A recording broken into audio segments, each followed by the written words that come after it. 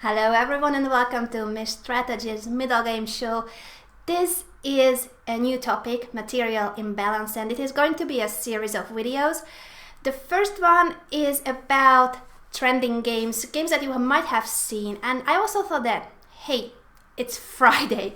So instead of studying as hard as we've always done, you did a great job in the past few months, I decided that today we should just relax. And I don't know why I'm wearing a scarf on the beach, so let's get rid of this. This is one of my favorite places in the world, Cancun, Mexico. I love Mexico. And in order to just have a great time, this is let's call it hanging out with my strategy. So hanging out with my strategy, rule number 1, grab a drink, grab something that you like. I'm having a strawberry tea. You know that I love teas. Mint tea is one of my favorites. And well, on the beach, I think I would normally take a mojito, but this is noon in Spain. I'm not going to get a cocktail at the moment. You can get whatever you want. So grab a drink that you like, and then we will start checking some games together. No pressure. This is not an exam anymore. You don't have to work as hard as we did before. Just enjoy the session. And then you let me know if you liked it, if you like this different version of my Strategy's Middle Game show. I don't say I'm gonna do this all the time, but today is Friday.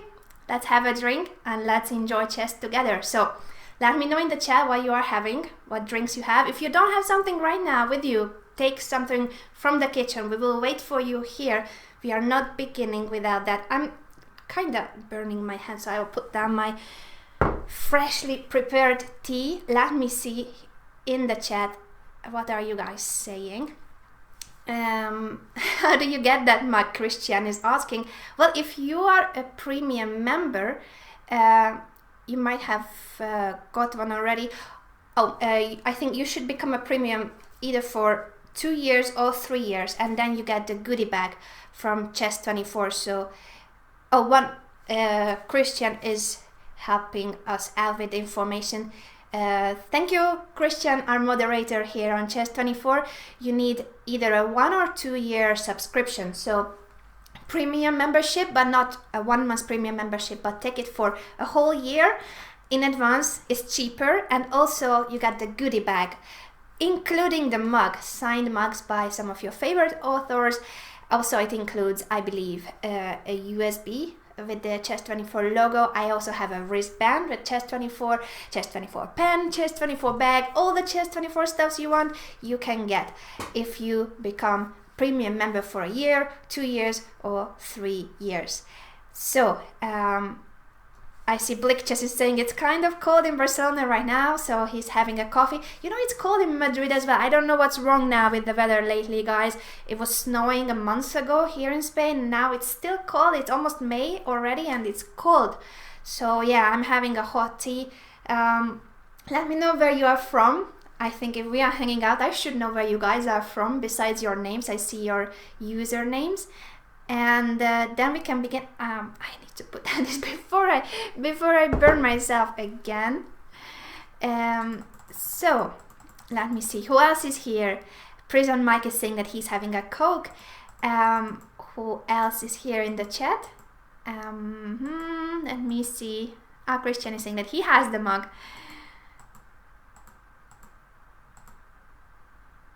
Ledman is saying that when it comes to Anna's shows, he stops everything and he watches it. Thank you so much for being such a loyal fan of my shows.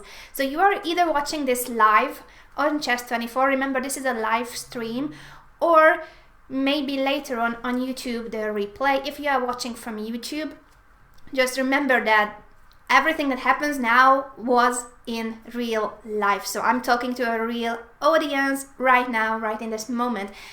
But it doesn't mean that if you are watching on YouTube, it doesn't make sense to watch these shows. It makes sense, of course, but you should know that the comments are from the chat. You can also, of course, comment on the YouTube videos. I always try to read the comments because I want to know your feedback. So I want to know what you like and what you don't like and what you learn from and what you think could be useful. So make sure that you comment, you chat, you let me know about everything that's going on with your chess life. And I see Easy Rider is also having a coffee and preparing a lunch. Facepalm is from Paris. and he's moving to south of France in a few months, so I guess it's going to be warmer there. Adat is from Germany. I see Elysium is from the UK. He says that it's also cold in the UK.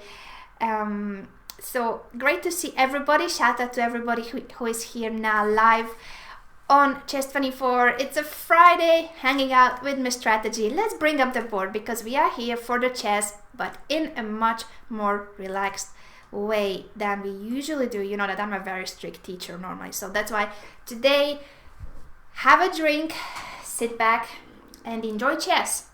So we are going to talk about material imbalances, and these games that we will see, you probably know because they have just been played, and I'm sure that you are following the super tournaments that are going on right now. So the one that you see on the screen is Kramnik Hare Krishna, and that's a very famous game.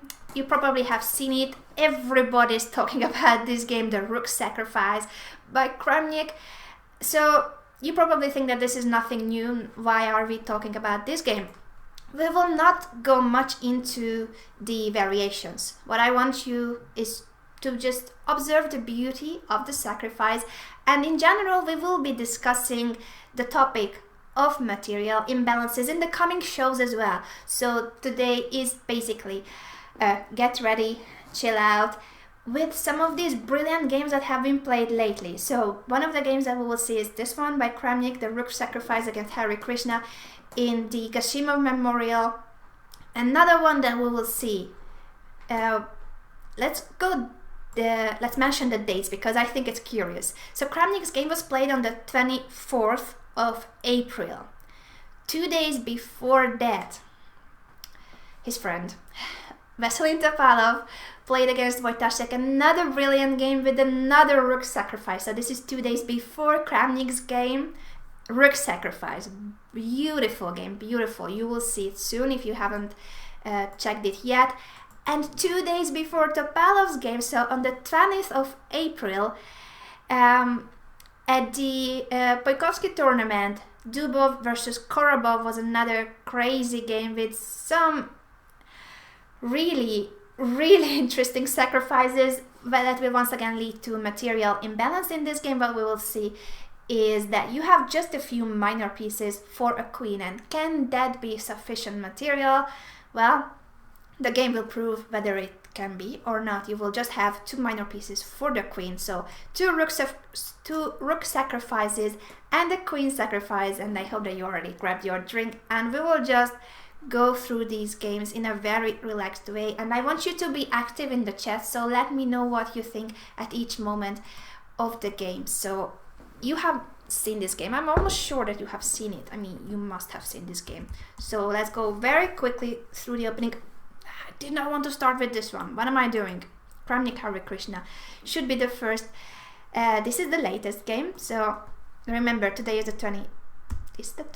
Yes, it's the 28th. So this game was played 4 days ago. Ladies and gentlemen, 4 days ago. This is still a hot off the press game, the Spanish opening, and everything seemed normal and very positional, very relaxed position. You know these Spanish kind of middle games. It's all about maneuvers, it's all about building up a long-term plan, but suddenly it will become very aggressive, especially after the c4 push and then capturing the e4 pawn. The whole pawn structure has changed, so it's not anymore the typical Spanish, and what happens later on is even more interesting. So we will start focusing more on the game from here on. You see h6 and g5. These moves sometimes these moves can be good, sometimes they are just very bad. It depends on whether white can take this or not. But here knight takes g5 was not something that dangerous. So yes, white could have tried to sacrifice a piece there, building up on this pin. But this isn't the position where you will win the game because of this pin. Normally you would need to play queen f3 next move, and since you see that the bishop, the black bishop on e4 is controlling the long diagonal, it's unlikely that you can take advantage of this pin. And also black will do the usual stuff, defend the knight with the king. and then you can move away the queen if needed. Also, he can bring his rook to the h5, then bring the other rook, and who will end up attacking on the king side? Maybe it's black. So this is the position where black can go g5 without worrying about this piece sacrifice on g5. And soon after these moves, all these moves look natural for white, but something is not going well for white, and I think this was the moment, maybe this very moment, where Kramnik was already feeling really uncomfortable with his position. Because look at the black pieces. This centralized knight on e4, supported by the other knight on c5, and he is about to do something very unpleasant for the white camp. f5, f4, trapping the bishop on g3. Even if you manage to do something about this threat, so after f5, if you play, let's say, h3, this position is still bad, because even if you don't lose the bishop, this is pretty much like having a piece down. So yeah, he did not manage to capture your bishop, but you cannot move that bishop from h2. This is a horrible piece. This is a virtual piece down. So we could include this example for material imbalances. This is a piece down. You are playing without the h2 bishop. Don't have a position like this. This is such a suffering. It's literally a piece down. I mean, virtual piece down, but very bad position. So these last moves, I'm sure that Vladimir Kramnik has been thinking about, okay, how can I do something to make things more complicated, because my position is bad as white. I'm having a not very good position. I'm not sure what went wrong, but right now my position is bad. Black is expanding, he's got lots of space, he's threatening to trap my bishop, he's threatening to cripple my bishop, because even if it's an h2, it's going to be a bad piece. So what shall I do? You have to do something crazy. We have learned about this, that when you are in a bad position, you should do something that, even if it's objectively not the best, it will at least make the water more murky, make a position not so easily won. And this move serves that. It's an incredible sacrifice. It's a rook sacrifice. Rook takes e5. I'm sure that you have seen it, but please, we are chilling out. Just look how beautiful this move is. You are giving up a rook for a pawn. Yes, you will get a few more pawns, but in the end of the day, these are just pawns. You would need like 5 pawns in order to compensate the rook, isn't that? So 5 pawns, you are not getting 5 pawns here. Yes, we have captured 2 pawns, and look at this. This is the great thing about the rook takes e5 move, the rook sacrifice. Finally, our bishop is alive, it's not being trapped. We have sacrificed the whole rook to make this bishop alive, but now these bishops are so powerful. So we have currently 2 pawns for the rook. And now a 3rd pawn. What do you think? What do you think? Would you have played this in a game? Look at this position. You are playing with the white pieces. Your rook is missing from d1 because you sacrificed it for 3 pawns. And you might say that these 3 pawns are great. They are passed pawns. You're gonna promote them, right? You can push them till the 7th rank, and then you promote and you are winning. Please bear in mind that your pawns right now are basically in their initial position. How are you going to promote those pawns? It takes ages to promote those pawns, right? So you have 3 pawns, 3 passed pawns for the rook, but these passed pawns are nowhere near promotion. And there are so many pieces on the board. So with queens on the board, with rooks on the board, this is not an endgame. Even if it was an endgame, I mean, your pawns are not advanced. Passed pawns are only dangerous where they are very well advanced. What is a passed pawn on b2? That's just a pawn. Who cares? It's a passed pawn. It's not dangerous. It's not dangerous at all. So let me know in the chat, because I really want you to be participating in how do you feel about this position. You are playing with the white pieces and you are missing your rook. You have 3 pawns.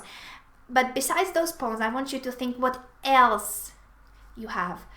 I said this is not an exam. I said that you don't have to work really hard. Just in a relaxed, chilling way. Imagine we are analyzing this game over the board at your chess club. So we are all together analyzing this game over the board. What would you say?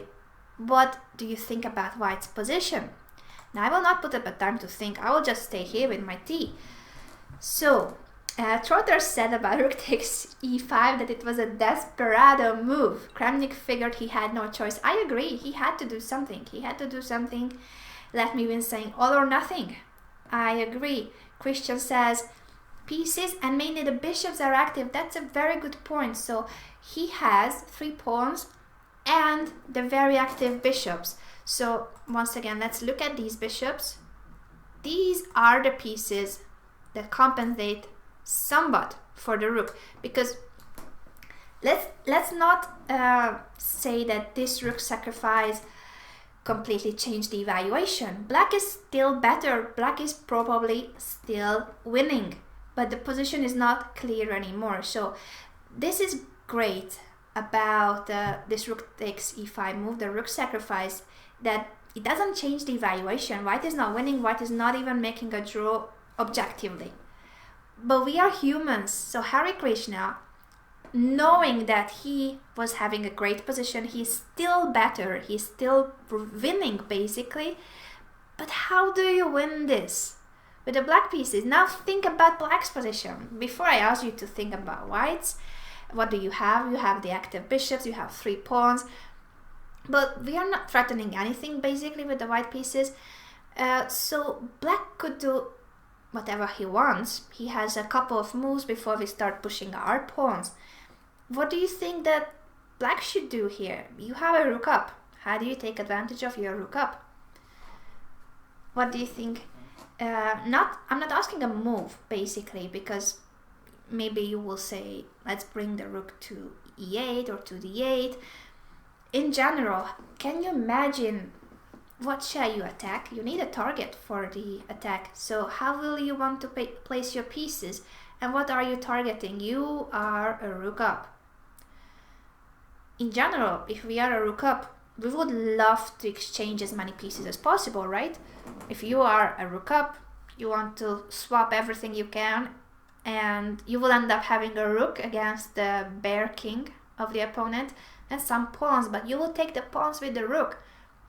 So one idea would be to exchange everything and just remain with 1 rook on the board against those 3 pawns. But is that something feasible? Do you think that white will be such a friendly guy that he will want to collaborate with your plan and exchange everything? I don't think so. I don't think that he will be kind. I think he will keep as many pieces on the board as possible, and he will start pushing his passed pawns, because that's what he has to do. If you don't start pushing those pawns, then you really have nothing for the rook, except for the bishops. But that doesn't compensate, because you have nice diagonals. It doesn't compensate for a rook. By the way, just to emphasize how difficult this position is, after bishop takes e5, the best move according to the engine was king g6 instead of knight f6. So this is how crazily difficult this position is, when you have to bring your king to the 3rd rank with so many pieces on the board and your king being under attack. And this is the move you had to play, king g6.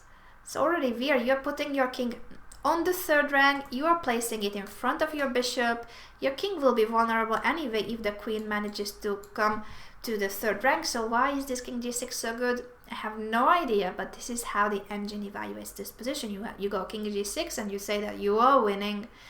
Well, it did not happen. Hare Krishna is a human. He went knight f6, and I say that this position is still winning. I believe you have a rook for 3 pawns, but it's not easy. So he made some not so precise moves. I think knight e4 is okay. I like that move, but perhaps the next one wasn't the best. Knight e4 is great because it cuts the e file. So now this bishop can be in trouble. The e5 bishop black is threatening rook c5, and then he could take on e5 or g4, chase away the knight, and once again the bishop is hanging. You will have to take on f6 if you don't want to lose the bishop. But remember, you don't want to be exchanging pieces. So instead of allowing rook c5 and g4 moves, Kramnik went bishop d4. You are a rook down and you are retreating with your bishop. But yes, you have to keep that bishop on the long diagonal and you have to keep it safe. Now, a funny thing is that after rook fd8, we said that white is in a hurry to push those pawns, right? Well, this is not what Mr. Vladimir Kramnik thought. He thought that I'll just go h3. Look at that. He's a rook down. He is a rook down and he pushes h3. I mean, what on earth? He did. And it's not a bad move. You will have no back rank problems. If in case of g4 you can take that pawn and then the e4 knight can be hanging in some positions. So it's a smart move, but you are a rook down and you are playing moves like as if you had everything equal on the board. Like when you have a rook down, it's usually because you are giving mate or you have something concrete. He has nothing concrete for the rook. Nothing. He's got those 3 pawns, but he's not even pushing those pawns. It's just that this position is difficult for black to win. So Hare Krishna goes rook b8, and after queen d2, once again, you are a rook up with black. But what's the plan? What is the plan? How do you play? Let me see in the chat if anybody has an idea, because it's a difficult position, so I'm not expecting anybody to solve it. Hare Krishna couldn't solve it. I think Kramnik also didn't see any way for black to actually take advantage of the rook up. What you need for rooks are open files. And he's not getting it because we have this bishop on d4 blocking the d file. We have a pawn on c3 and b2, a3. So all these files that could be potential great files for the rook are not working. Neither the e file, because there he has a knight himself and he cannot move that knight away because it's pinned. So from the a file to the e file, there's nothing where the rooks would be great. You could say that he might want to just double rooks on the b file, right? Because to take advantage of the semi-open file and target the pawn, but as soon as you do that, white will push his pawn. And then if you go to the c file, then e file, and on the a file, it's just so difficult to keep all control. So it's not easy at all. You have a rook up, but you don't have a useful file for the rook. So your rook cannot enter white's camp, and that's a problem. And I said that I want to see the chat, so let me win is saying that rook takes d4 could be a good move. Yeah, it's at some point, of course, when you have material advantage, you can think about giving it back. And yeah, this, I'm not sure if it's good now, but certainly when you have material advantage, you can always think about giving back some of that advantage. Christian is asking if there are stream problems. Let me know. I mean, I don't see any problem with the stream, so just let me know if you still hear and see me and the beautiful beach of Cancun. I think we are fine. Let me know. Oh, Elysium is saying that stream problems here as well. What's the problem? Do you still see me? Do you hear me? Just let me know what's wrong with it and I can try to fix it. Not that I'm good at IT stuff, so you know that, but I'll try to fix it. Let me know what's wrong, please. Okay, in the meantime, I will read the rest of the comments. Stream is down, Christian is saying. How is that possible when I see myself live? Stream is back. That's great. I don't know what happened, guys. I'm sorry. For me, it shows that I've been live the whole time, but I understand that there might have been something with the internet. So thank you for warning. Is everything fine now? then let's continue. Yeah, of course, always warn me if something is wrong, because I cannot see it. To me it shows that we are streaming live. It is okay now. Okay, thank you. Let's have a drink for that. By the way, this tea is so good. I'm recommending it to everybody, and of course any other tea. You know that I'm a tea maniac. I don't drink coffee, I drink tea, but tea every day. And mint tea is my favorite. If it's cold, then mint tea, really hot mint tea with honey. And if it's warm, then I love mint anyway, so I would either take a cold mint tea with ice in it, or if it's a cocktail and we are on the beach, I would of course want a mojito. Mojito is the best. Anything with mint is good, so mint tea, mojito. I also like desserts with mint chocolate. So good after it. So yeah, let's move on, because I think everything is fine now. And what we were saying is that this position, even though black is a rook up, it's not easy to know how to proceed. So Hare Krishna had the same problem. He goes bishop g8 because he wants to exchange pieces. He wants to get rid of the bishop pair that white has. But I told you, Kramnik is not that nice to exchange pieces when it's not favoring his position. So of course he keeps the bishop on the board. And once again, the same problem for black. What to do? He goes queen b7, but this is what happens. Once you attack the pawns, he will start pushing the pawns. And the pawns defend each other very well. So it's not easy to know what can he do in this position. Whether he should start attacking now the a pawn. But even in that case, I mean, even if, for instance, you manage, you can probably give up the a3 pawn, because careful about your king. Remember that you have the 3 pawns for the rook and also these very annoying bishops. So you want to bring your queen to b2. And for instance, in this case, it would be already very bad if there are tactics with eliminating the knight and then bringing your queen to b2. All sorts of stuff. So there are tactics as well, because this king on g7 is not very comfortable. Let's see the game, because I want to show you the other one as well, and I will let you check the other game with the engine. The third game you should check with the engine, because you will not understand a thing. I don't understand a thing about that game, so you have to check it very slowly with an engine, and then maybe... No, I still don't understand that game, but it's beautiful. We are here just to enjoy chess. So 3 pawns for the rook. What do you think? Are they advanced enough? Not yet. This position, according to the engine, is still better for black. But it's getting unpleasant. The long diagonal, pressure on the f6 knight. You are threatening sometimes to take on e4.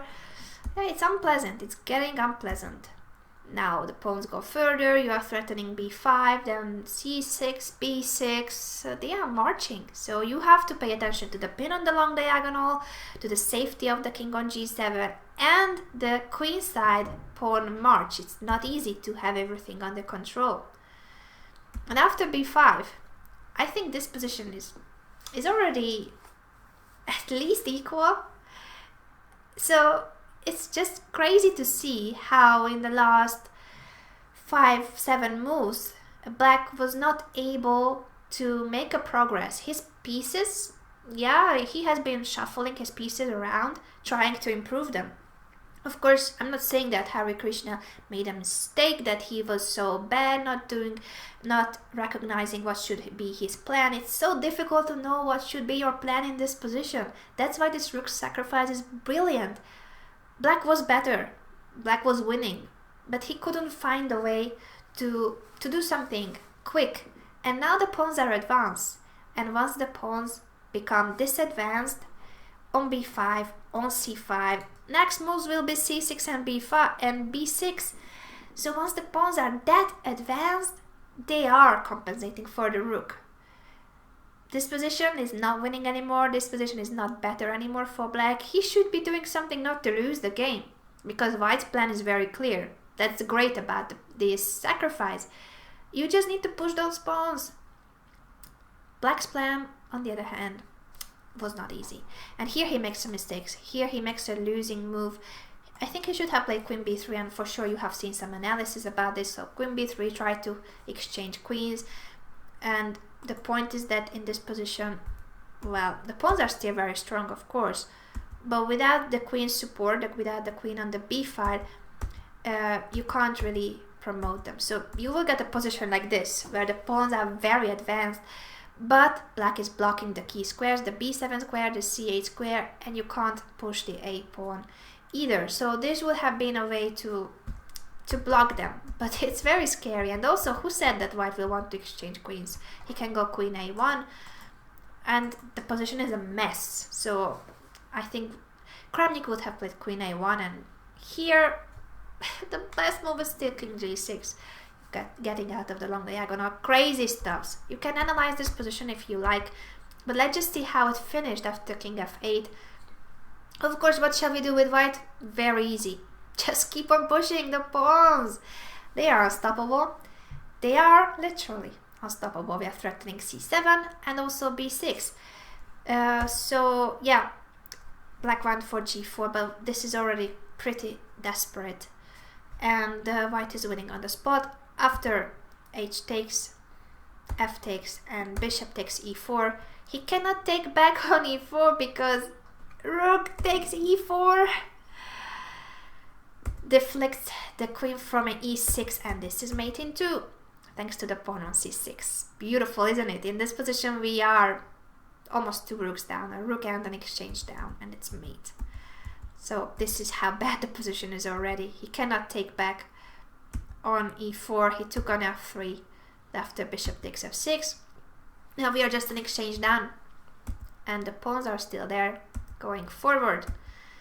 So this was the end of the game. You can't do anything because the rook is hanging, your king is in trouble, the pawns are still going, and now this is only an exchange down. So it's losing because of many stuffs.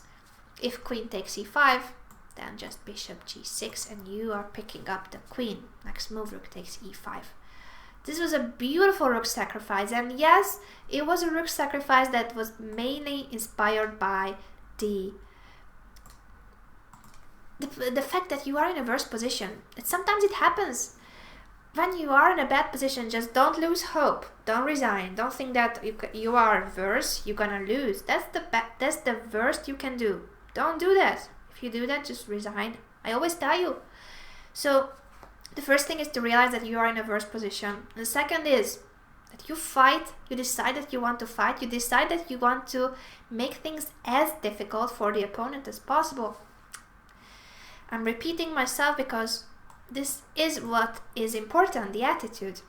Now let's move on to the other rook sacrifice, Wojciech Topalov, before we need to finish, because soon, once again, the Kashimov Memorial will begin and the broadcast that you will want to tune into. So we will finish before the round begins, or before it's very much into the first round. I try to finish in time.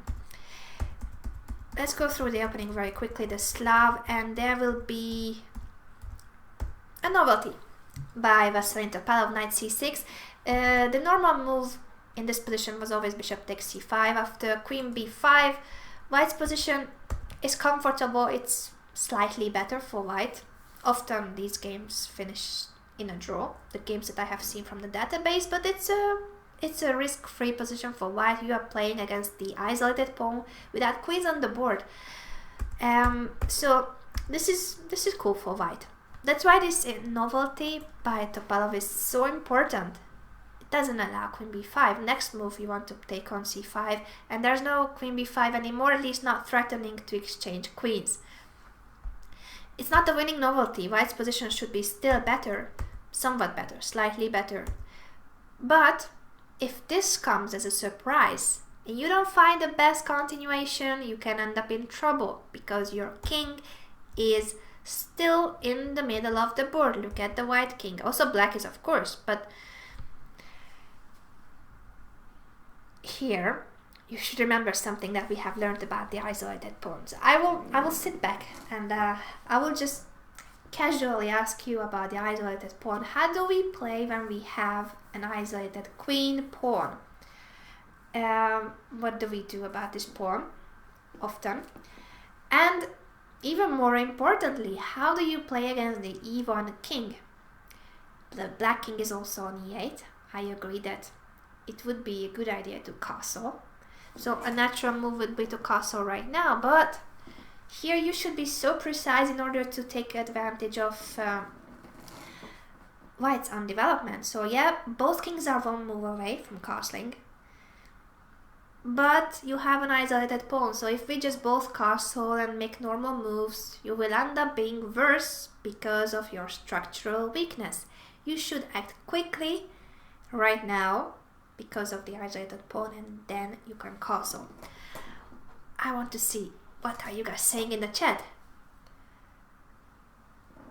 Horchi is asking if I think that if I would have found rook takes h1, even if I'm mis-strategy and not mis-tactics. Rook takes h1. Which one? You are referring to Kramnik's position. Yeah, let me know, Horchi, which position you mean and which game, because I'm a bit confused which rook takes h1 you mean. Trotter is saying that he cannot really tell what's going on. Yeah, it was completely unclear the whole game. That Kramnik was a rook down, but Harry did all the suffering. I agree, that's why this game was so amazing, and that's why we are checking it. Yeah, Foxy is asking if he meant rook takes e5. If you mean rook takes e5, I don't know if I would have found rook takes e5, but I would have definitely done something. I don't know. It's very difficult to try to think, because now we know the move, so we want to say that, yeah, I would have played the same move.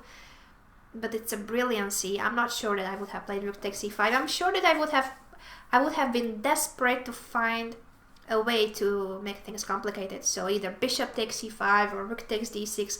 You are looking at those moves because you want to make things unclear. You want, as I said, to make things difficult for the opponent. So I'm not sure whether it would have been rook takes e5 or bishop takes e5 or rook takes d6, but one of those moves would have definitely been a candidate before you end up in a completely hopeless position. It's better to be material down but having some chances than being material equality with a crippled bishop on h2. So yeah, I think that I answered. Christian is saying that After 8 is a classic one. Yeah, I love After 8. I lived in London before, so I love many British stuffs, including mint tea and After 8 chocolates.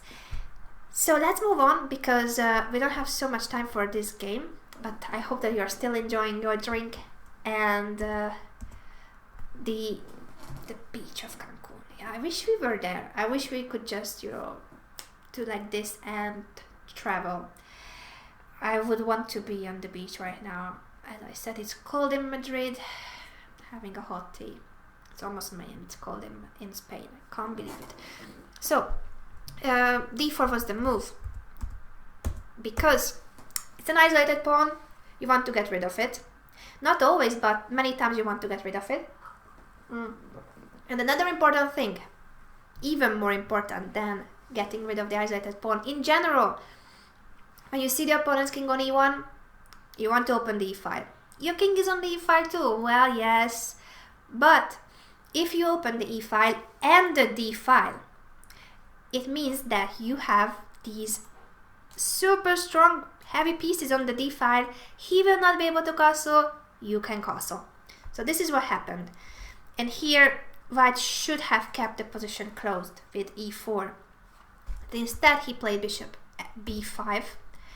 And now Topalov castled, and this is what I was saying, that now castling becomes really difficult. You cannot castle here. You cannot play this move even if you want to castle. It's just bad because of knight e4. Rook is hanging, bishop is hanging, and if you come back, look at that isolated pawn. It's not a weakness anymore. It's a passed pawn that is winning material. You are winning a bishop at least. So the only way to save somehow the position is to sacrifice an exchange. But this is an exchange up, so white is losing material no matter what after castling. So if he cannot castle, what shall he do? He took on c6.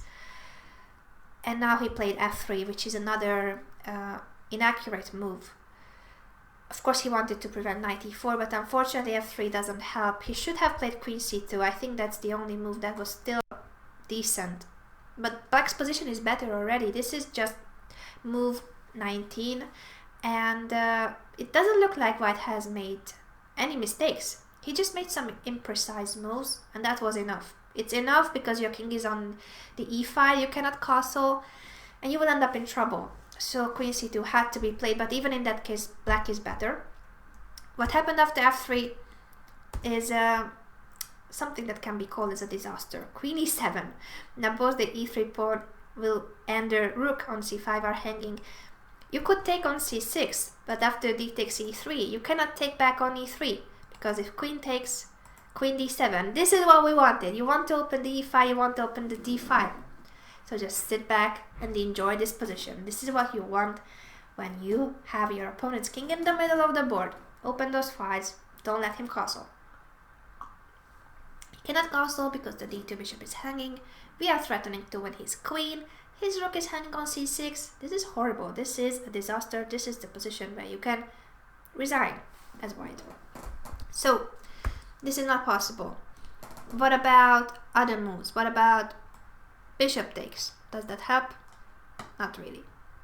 The pin on the e-file will make you lose the game. And even if you manage to at least protect it with the king, look at these pieces. All the white... Oh, not white. All the black pieces are great. We are threatening to take the bishop. You cannot move it because then queen e2. This is a disaster. Last try would be to play rook e1. Then after queen h4. Check. You cannot go to g1 because the rook would be hanging on e1. You cannot go g3 because I'm gonna take your pawn on h2. It's over. So these are just some of the problems that white has. He can't take on c6, so he goes rook c2, and in this position, important, and I almost spilled the tea on myself, so yeah, that's great. In this position, you should not take this pawn anymore, because without the rook hanging on c6, he can take with the queen, and next move he castles. So just make sure that, yeah, we want to open d file and the d file, but we cannot always accomplish what we want. It's good to play for it, but you can't always do it. So you can't do it here, but what you can do is to bring your knight. Look at this beautiful centralized knight on d5. Now you're threatening to take on e3, and after king f2, rook b8. You thought that the rook was good on the d5, right? I thought the same, but Topalov had something in mind. He said he saw something brilliant, and the brilliant thing is this. Queen a3, logical, you want to get rid of the queens. As a defender, you want the queens off of the board so that your king would be safe on f2. Now, what do you think about this move? What do you think about this move? Rook takes b2. I mean, what? I still can't believe it. It's just like rook takes e5, but without being in a worse position, without saying that you have to sacrifice in order to complicate matters. Here you don't have to complicate matters. You are winning as black. And what Topalov saw was that he can take on b2, a rook sacrifice basically. And doesn't matter what white does. Of course you cannot take it with the rook because the queen would be hanging on a3. But he can take with the queen on b2. This is what happened in the game. He can also take the queen on e7. And hey, now this is not a rook sacrifice anymore. Because, yeah, you take back on e7. You are a rook down. So, yeah, don't sacrifice rook like this. That is nothing for the rook. So what did white... Well, no, what did Topalov want after queen takes e7? He wanted to sacrifice his queen. He did not want to take back on e7. He wanted to capture on c2. Now he has a rook for the queen. The queen is hanging on e7. Next move will be rook takes d2. And this is also how brilliant this rook takes b2 move was, because it was not just a rook sacrifice, it was also a queen sacrifice at the same time, aiming for this position where you have a knight and the rook for the queen. But they are so active that white has to play ugly moves like rook g1 in order to protect the g2 pawn. The rook is not supposed to be on g1, the rook is not supposed to be protecting pawns. And after c5, it is black who is winning. Does this position ring a bell if you just look at the pawns? Yes, we have a rook and a piece for the queen, but just the rook and the knight in themselves would not do anything. What matters in this position is that you have these passed pawns, these very strong passed pawns. So after having a sip of whatever you drink, pay attention to this position. It's winning. Black is winning. I know.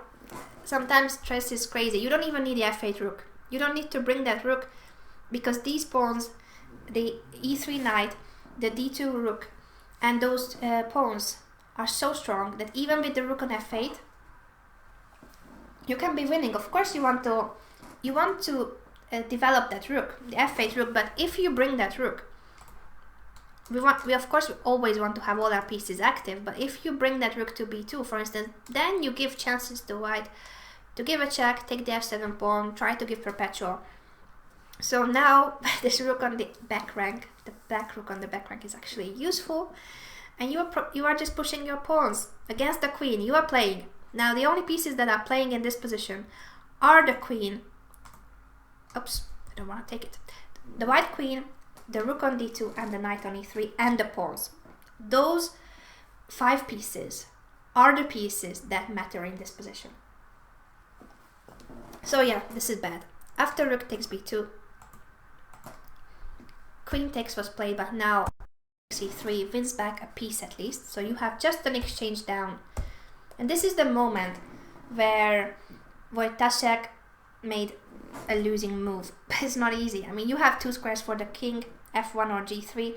None of them look good, because if you go to f1, let's face it, you are locking in your own rook on h1.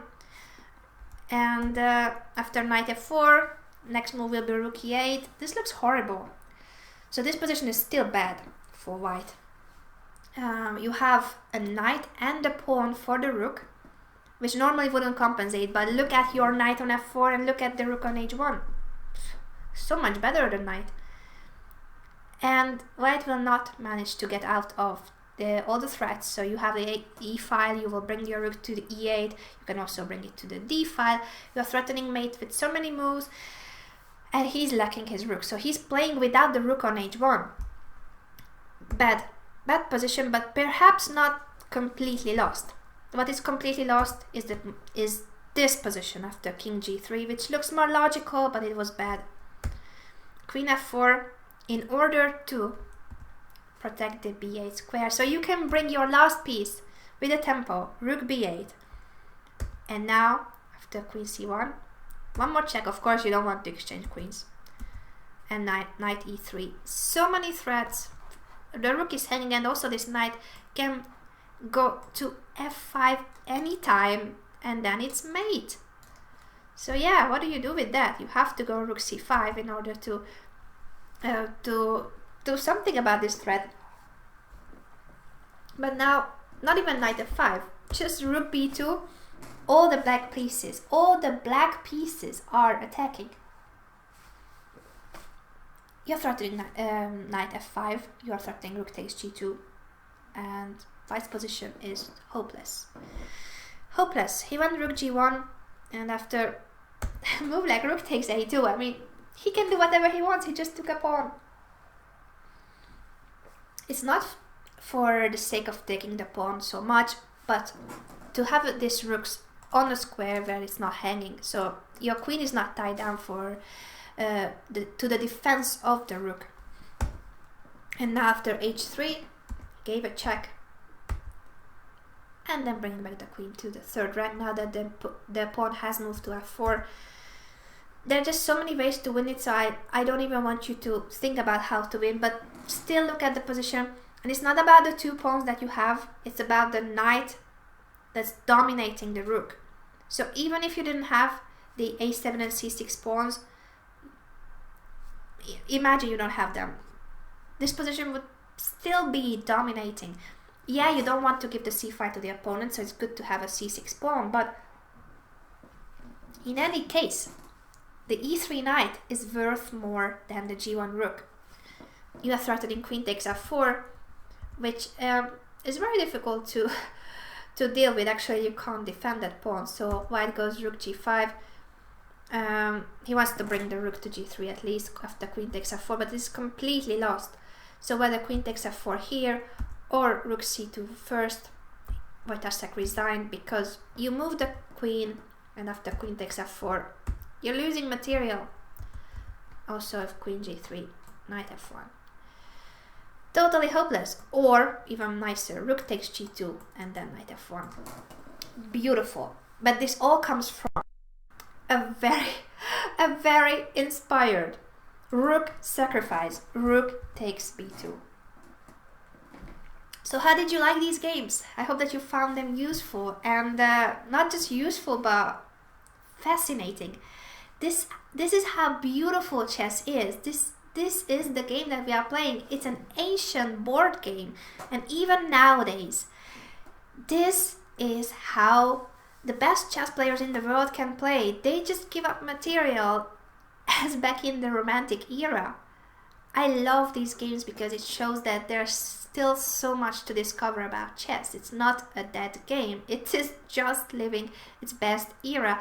With the engines, we are improving our calculation, we are improving our tactical vision, and also our defensive skills. So it's not easy anymore to just crush your opponent, but they still do it. They are still capable of doing it and improving, each time improving their chess skills, all the top players. So I think chess has a bright future for these brilliant games, and also as an educational tool for children.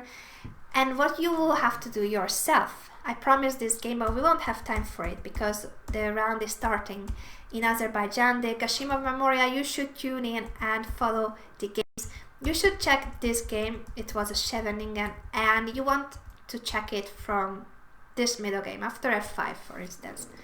Turn the engine on because you will not understand the sacrifices even with the engine on. It's gonna be a position where you have only 2 minor pieces for the queen, and the engine says that it's a 0-0-0.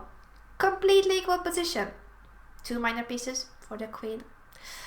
Yeah, crazy stuff. So thank you so much for being here. Let me check in the chat if you guys would like to add something to it. I see that Christian is saying that nice tactical games. Trotter's saying fantastic sacrifices. Fuchsia, no pressure. What about the time?